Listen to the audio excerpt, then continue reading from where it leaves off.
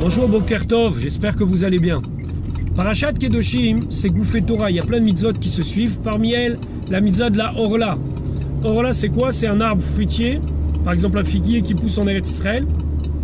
Pendant les 3 premières années, on ne peut pas consommer les fruits de cet arbre, ils sont arelim, ils seront comme pas cachers. Il y a une halakha intéressante qui dit que s'il y a un fruit Orla, donc par exemple une des figues que j'ai ramassées qui aurait dû être mise de côté, a été mélangée avec un grand sac avec plein de figues. Alors la halakha dit, il faut que tu calcules. S'il y avait 200 fois plus que la quantité de ta figue, donc pour faire vite, il y avait 250 figues dans le sac et il y avait une figue Orla, c'est annulé. Ça veut dire qu'au bout d'un moment, la chose disparaît par rapport à la majorité. C'est ce qu'on appelle Batel Berov. Alors des fois c'est dans la majorité, des fois c'est 1/60, des fois c'est 1/200. Par contre, si c'est l'arbre entier qui est au milieu du champ et je ne peux pas le reconnaître et je ne sais pas quel arbre est Orla et le reste du champ est cachère entre guillemets, et ben l'arbre ne s'annule pas parce que quelque chose d'enraciné ne peut pas s'annuler. L'arbre ne peut pas s'annuler alors que le fruit détaché peut s'annuler.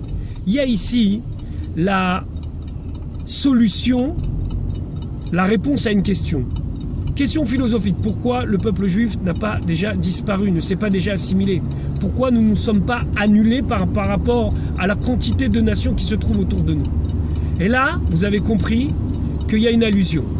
Lorsque le fruit il est détaché, lorsque le fruit n'est pas attaché à son arbre, il n'est pas enraciné, il peut s'annuler. Mais tant qu'il est attaché à son arbre et enraciné, il ne peut pas s'annuler.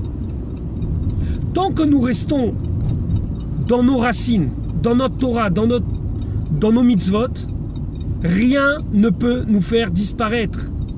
La difficulté, elle est qu'on est détaché, lorsqu'on n'est plus enraciné.